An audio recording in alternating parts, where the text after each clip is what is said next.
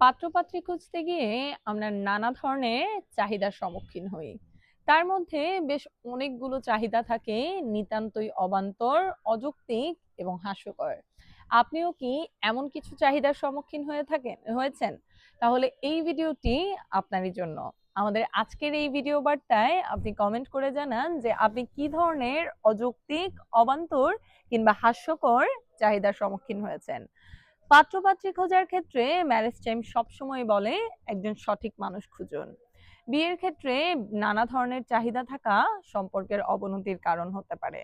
ঠিক এই সকল কারণেই অনেকেই সম্পর্ক শুরু হওয়ার আগেই অনীহা প্রকাশ করে কিংবা আগ্রহ হারিয়ে ফেলে।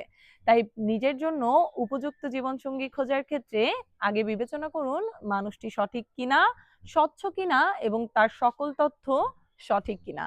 ঠিক এই সকল বিষয়কে গুরুত্ব দিলে আপনিও একজন সঠিক জীবনসঙ্গী খুঁজে পেতে পারেন।